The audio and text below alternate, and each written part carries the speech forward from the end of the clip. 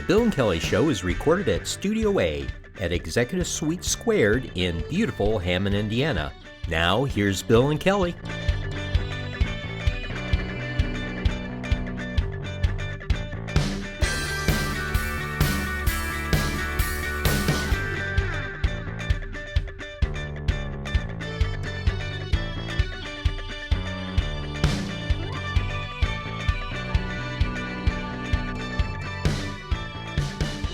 Hello, welcome to the Bill and Kelly Show.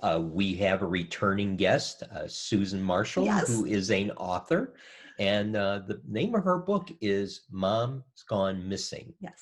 And so we're really interested in talking to her now because we're very close to November, which is Caregivers Month, which ties right into, caring for parents of going through Alzheimer's or dementia. So welcome to our show again, Susan. We're so happy to have you back on. Oh my gosh, so happy. She's back.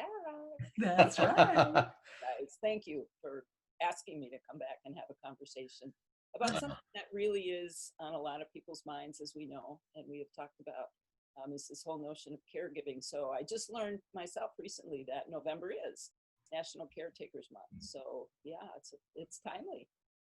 It is very timely. So I guess why don't we review your background and how you came to write this book, because this touched your life definitely personally in two ways. So why don't you just recap for us your experience with your parents? Very quickly, yes. I'm the second of 6 kids, and so was really taught from a very young age to be self-sufficient, figured out, get things done, which turned out to be a wonderful blessing at the end of my parents' lives. Dad had about a 15-year journey through Alzheimer's. Mm-hmm. And because he was the first that we had ever experienced, we didn't know what this was about.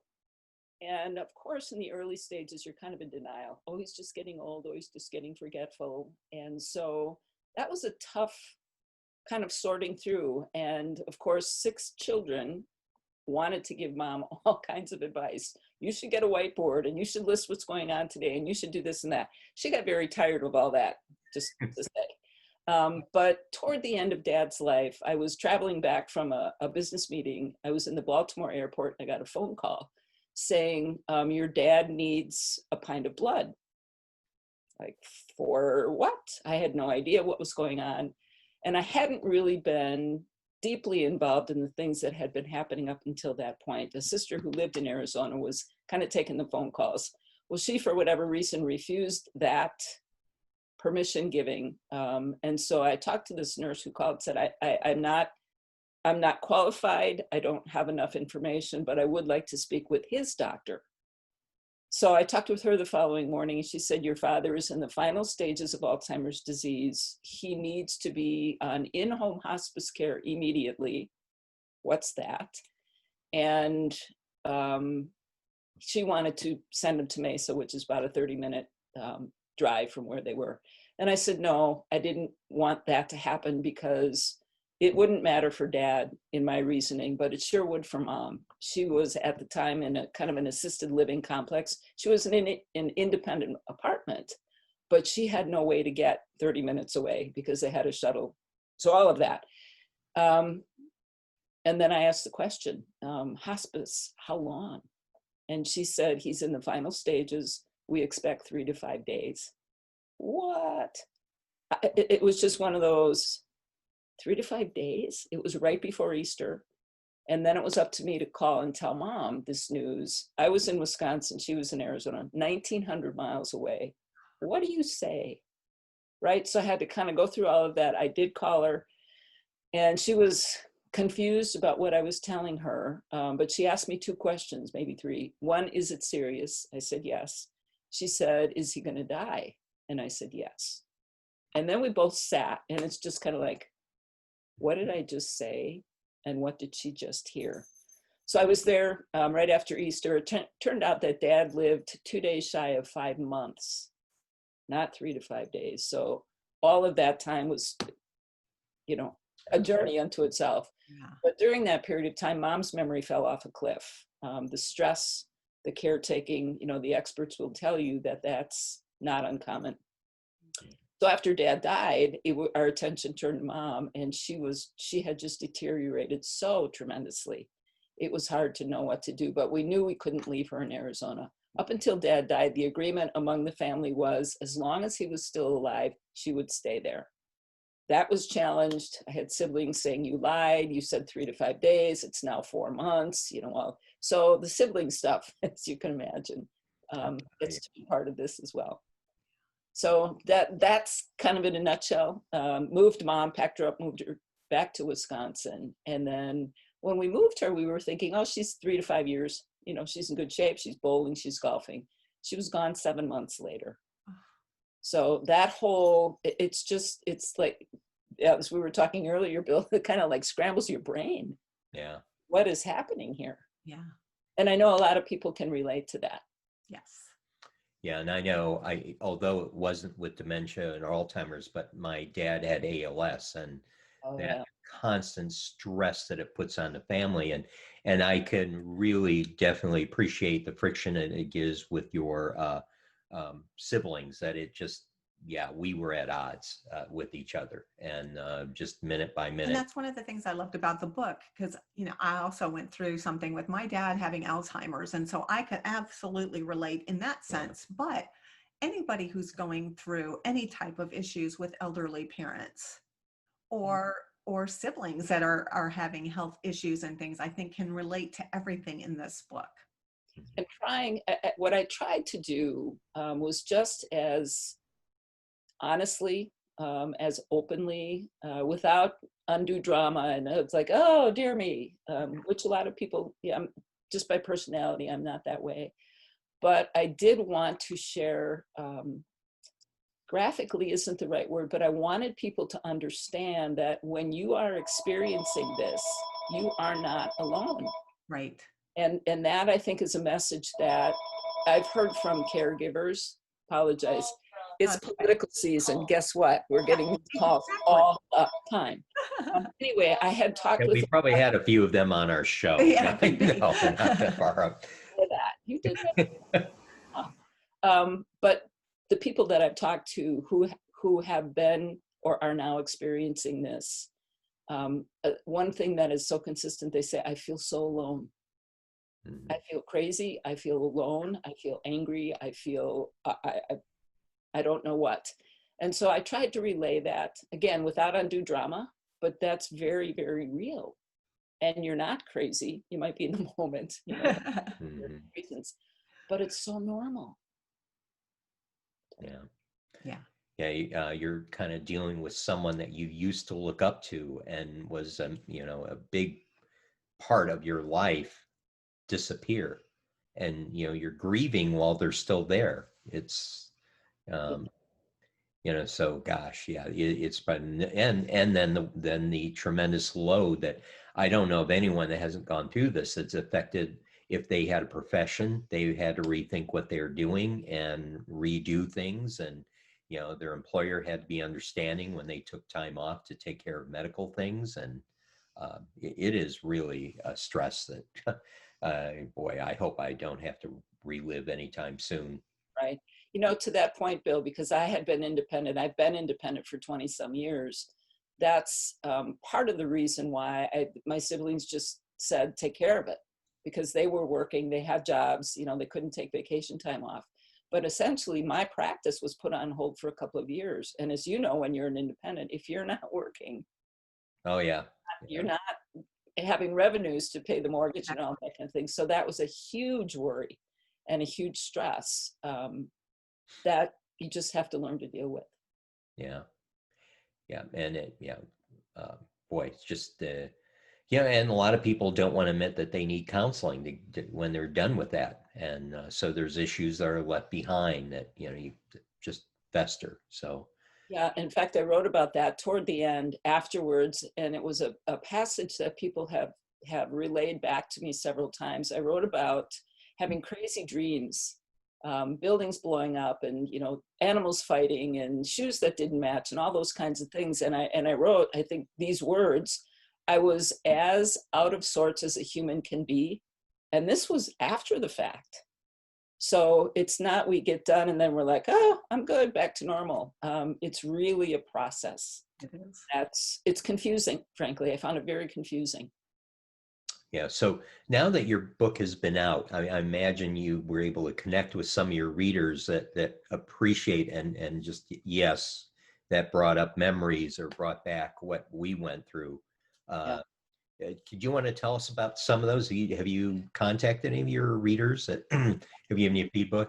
Yeah. Yes. In fact, most of the people that I've talked to said those very things. I just, this resonated so strongly with me because I understood it. I felt it. I talked with a woman who said, I felt like you were sitting right next to me, reading to me. So it's, that's kind of weird, but wonderful. I talked with one of my mom's best friends last weekend who had heard about the book. And she sent a note, I think via Facebook, and said, hey, I need to get this. I'm dealing with this with my hubby. Like, what? Semi's struggling? So I called her. We talked for about 40 minutes, shared tears, of course. Mm-hmm. But the thing that she said was, I just feel so lonesome. I'm so lonesome. And she said, I feel like I've lost him, even though he's still here. To your point earlier, Bill, they just fade. Yeah. And this book is therapeutic because that helps when you talk or hear a story about someone who's gone through something similar, that kind of eases your mind a bit and saying, gosh, yeah, I am not alone. There are other people out there. If I may, I would love to read Please. a couple of passages. One, I think I was preparing to go to the airport to move her. Let me see if this is the one. No, that's not it. Here. Yeah, okay, if I may. Yes, of course. Then it was time to execute our plan to relocate Mom. As I said, I was responsible to get her from Arizona back to Wisconsin. Driving to the Milwaukee airport, I was flooded with uncertainty and trepidation.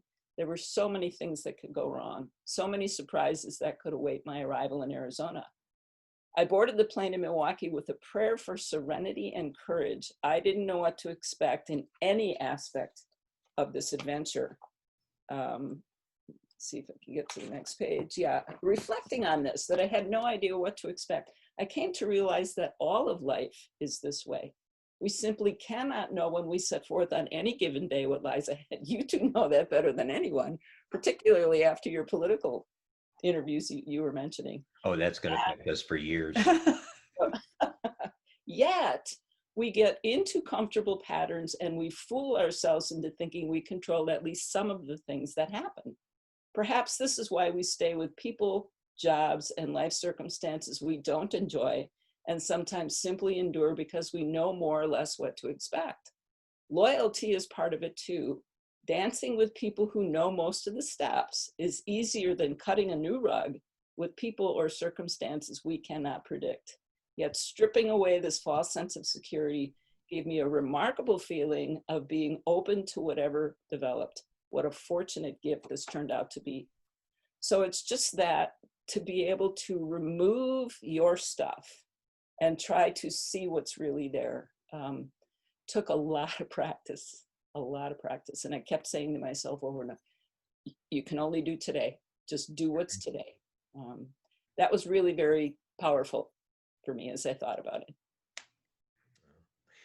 Boy, and so moving forward now, I mean, are there support groups? I imagine there are support groups out there for people that Amazing. Yeah. And so those will try to put up here as well to help people, besides your book, of course, as well, being that this is Caregivers Month coming up. In fact, I learned about people, of course, I think we all know about the Alzheimer's Association. We've been conditioned, but the Aging and Disability Resource Centers are phenomenal in terms of the services they provide. And I just learned about the National Association of Senior Move Managers. What's that? So I actually met several of them. They will do all of the things I wrote about in this book. They're there to help you. And I said, why did I not know of you people? They would have helped stage the mom's house for sale. They would have helped me plan the move. They would have helped talk about how do you set up her new place? I had no idea they existed. National Association. I didn't even know they existed. Yeah, phenomenal. And so to your point, Bill, I'm meeting people. There's this tremendous community of resources for caregivers I didn't know anything about, but I'm learning about. And yes, I'm becoming a stronger proponent for the work that they do. Mm-hmm. Yeah, there's some great work being done out there. Yeah, and you stumble upon these all the time, but yeah, and that's what it's helpful that people just realize you're not alone out there. There's amazing organizations that we work with on different issues, but that are there to help people, and to get the word out of them is just kind of reassuring and helping people. So how do you, let's talk about you and where you're at today with all this. Now, how many years are we talking about since your mom and dad's passing? Mom's gone 3 years, dad's gone 4. So it's still very fresh. Well, it's interesting. There are days where it feels surreal. I'll be driving back and I'll think, oh, I got to call mom. And I'm like, yeah, I don't have that number. But it's really sweet. And Kelly, you said you read the book. I had such a wonderful period of reconciliation with mom. The last 7 months she was here, I did not like her growing up. We were not friends. And in fact, I was talking with a sister last night, actually. We spent years wondering, what did we do that made mom hate us? I mean, we literally felt that way. And so the 7 months that I had with mom here just healed all of that. And we got to know her as a person rather than just mom. And I think as we were working through, dad's funeral and putting pictures, the picture boards you put together, we were sharing stories. And I remember thinking what a gift that was, because kids don't always get to know the people their parents are. We just see them as parents. Right. So it's been a wonderful, I feel a wonderful sense of peace that she died in peace. Of course, I wasn't there when dad passed, but it has given me a perspective, Bill, that I didn't have before. And that is really a gift. So I'm grateful to be able to share the experience, to be reassuring people that even though this right now looks really, really dark and really ugly and you feel out of your mind crazy, good can come of it. Yes. Yeah, trying times often bring change times and different thoughts and different view. I know Kelly has a story you wanted to share, right? It's just one of the funny stories. Yeah. And I wanted to share this forever with the people. My dad had Alzheimer's, didn't know who I was anymore. He just knew I was the nice one that was helping take care of him.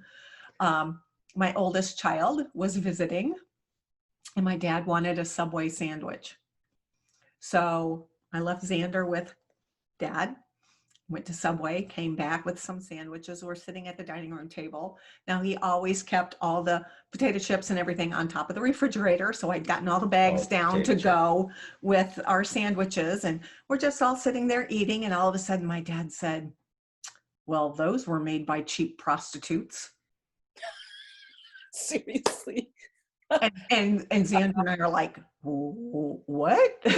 Yeah, it's free Too-Lay.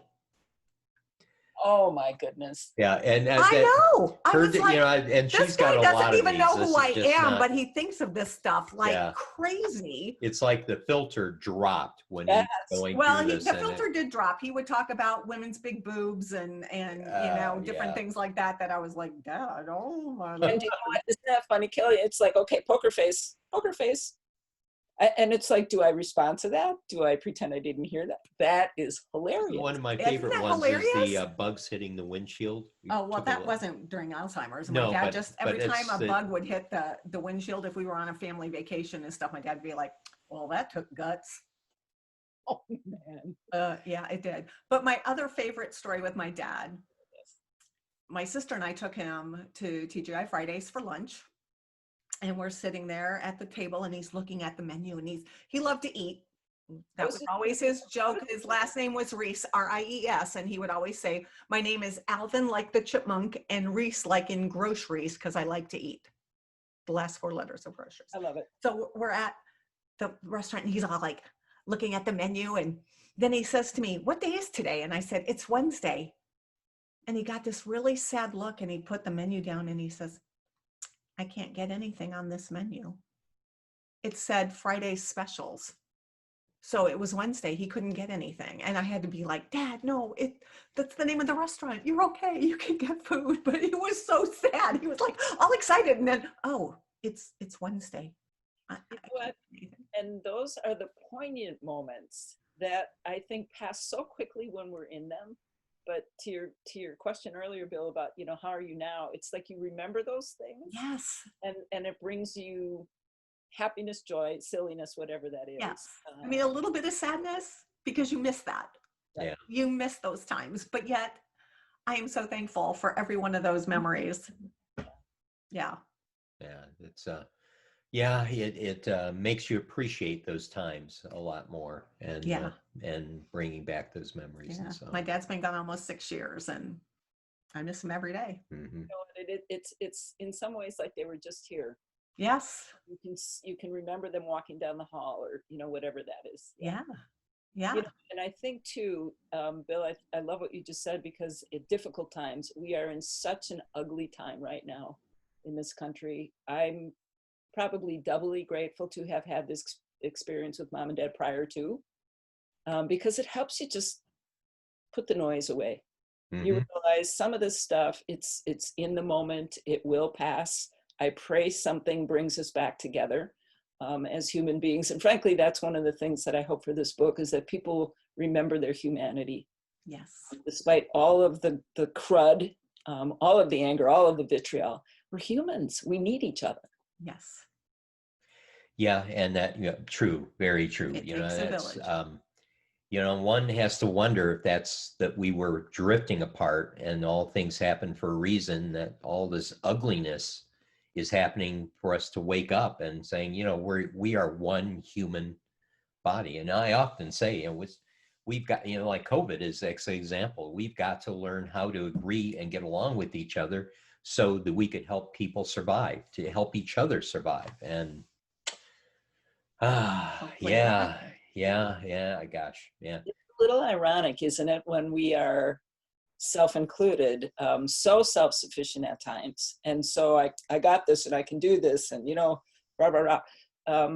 Yeah, that's cool. And it's important sometimes, but it's also not as vital as recognizing what you just said, that we need to help each other. We need to help each other survive mentally, physically, emotionally.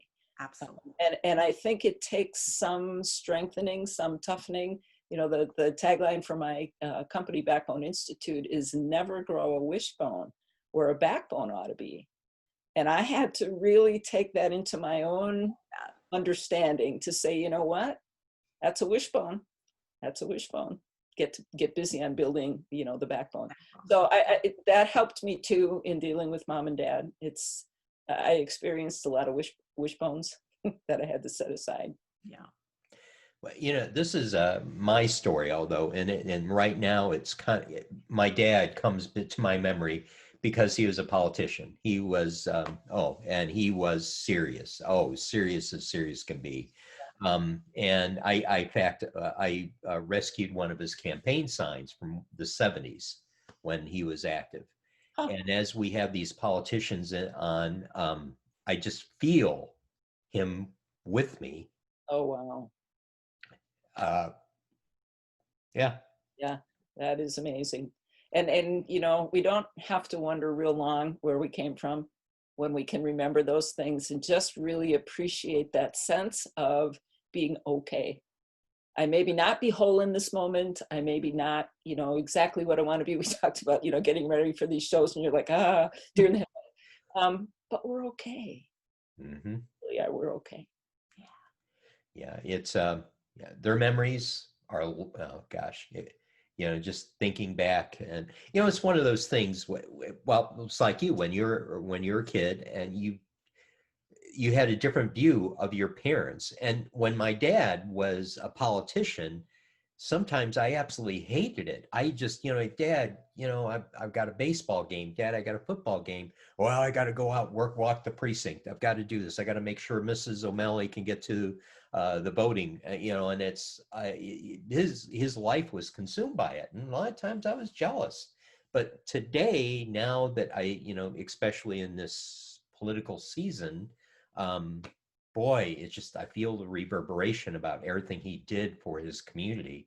Uh, in fact, the comical thing for me is I had a politician on the show, and it got to a point where I need to wrap things up, and all of a sudden this question popped into my head.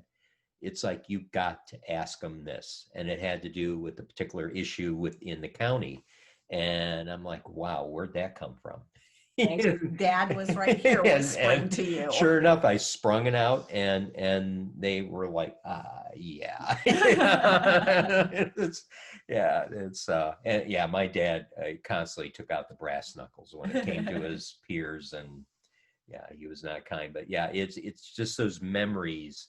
As a kid, I hated that, but now we're going through it, and yeah, right now it's kind of consuming, but something, like I call it the waves from the past, and the echoes from what he did are living with me today.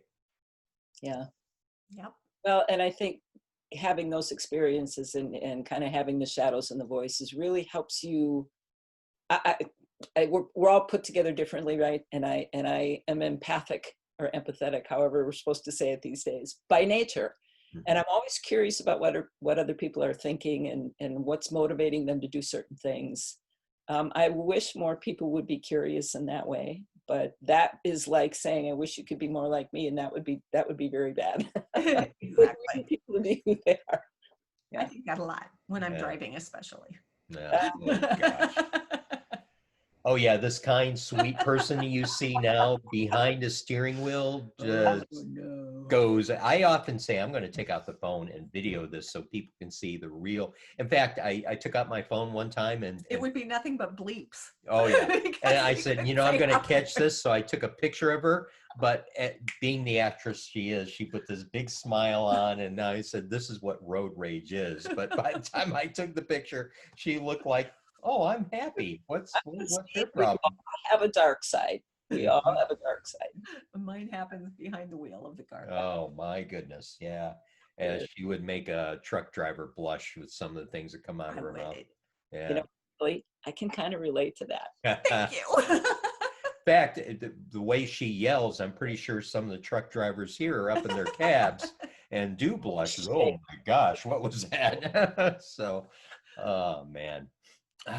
Boy, oh boy. So this month coming up, Caregivers Month, is to highlight people, and it includes family, because these are, and Kelly could tell you because she was the caregiver for her dad. My sister and I did 12-hour shifts every day. I did the day shift, she did the night shift for 2.5 years. And and so that's the thing. It's like, especially in our healthcare system, that's what you have to do. You have to fill in, because you can't have a nurse there all the time, and so you have to fill in and keep them company and keep them active. I know with my dad, we're constantly and this is kind of the opposite, but our physician would come in and said, I got to remind you, in our monthly meetings, he stayed the same thing. Keep talking to him, keep writing. He is there. And the most difficult thing for us is because he was totally paralyzed. We didn't realize that, but we just had to keep talking to him. Now, those were not good times, because he said some things that still stick with me today. And it's like, oh gosh, nightmarish things. And, but you can imagine, but the whole thing is we had to be the caregivers, even though he was in a hospital. They couldn't be with him all the time. And, and we knew that he was alone, and for gosh sake, in that condition. So yeah, it's a time to recognize families and the people that work in hospice, the people that work in and then more so than now, because those facilities are completely different during the COVID than, because the thing that pains me, all these people that are having Alzheimer's and all that we would normally be able to see face to face. Right, to spend we time have with. to deal I'm with, so heartbroken for those people who can't go into the room and spend time with their parents or their loved ones. And I see these pictures of family gathering around the windows of the care facility, and it's just, oh man. Yeah, it is. I walk past the place where Mom was every day with my dog, and did even before the place was built. And to your point, Bill, I watch people standing outside the window and trying to have these conversations. And again, I'm like, I'm so grateful that she was here and gone before all of this happened. Yes. Yeah. And that's, that's chance. Yep, it is. Yeah. Now I got to say, some of the staff in those facilities are heroes, because from what I hear from people who have been in a hospital with COVID or are in a care facility, boy, those nurses really step up, because they do feel like they're the family, because the family can't be there. So they're doing things that, so we've got heroes all over Everywhere. the place. Well, and imagine if, Kelly, well, all of us have talked about how we felt being cared. Imagine being that person, having to be a caretaker who is not family, and Right. having to do it across, a range of people. Wow. God bless them all. Oh yeah, absolutely. Yep. When we get through this, we'll have a whole new line of heroes Yes. that we do now. But I mean, it's, boy, we Yep. wonder what it's going to look like on the other side. So, but So fortunately, here's to all the caregivers for National Caregiver Month, right? Absolutely. yes. So all of you out there who have one or are one, thank you. And, we need to support each other every way we can. Kindness, appreciation, laughter, humor, Frito-Lay. Love that super Kelly. Awesome. Now, see, that story will stick with you for a while. It's just awesome. It's just. And there's a ton of them that she tells me that are All just the like, time, oh my dad. gosh, Oh, yeah. I love them. Yeah. We have to share humor with one another. My goodness, this is difficult times, but we're all a little whacked. Mm-hmm. Let's share that. Yes. Oh yeah. Where we can, not disrespectfully, of course, and not cavalierly, but there's opportunity to have those kinds of stories. Yeah. I will remember that one. Well, Susan, we probably better start wrapping things up Yes. now. Thank you so much yeah, for coming thank on you. again. We love you. Yes, we do. And we love that what you've done with your book and putting your memories about your mom and what you went through with your family. It's just priceless. So, It is. and let's talk to people about True how gift. they can get your book. The name of the book is Mom Gone Missing. Mom's Gone Missing. Take my And- Post-its. Yeah. Right. Parents changing life upends yours, which is really that, the process of what happens to you in that. Of course, Amazon.com, my website, SusanAMarshall.com, BarnesandNoble.com. Look, at a bookstore. I'll be right back. Dexter. That's Dexter Yeah, and Maya. Dexter's telling you his website right now. So yes, it's widely available, and I really hope people will pick it up, because they will see themselves and hopefully be encouraged. Definitely. Well, with that, Susan, we look forward to you being on the show again. Love it. You guys are great. And well, stay safe up there and enjoy the rest of the day, even though we're both going through rainy days here. So with that, we'll say goodbye for now, and please stay safe and enjoy the rest of the day. Goodbye for now.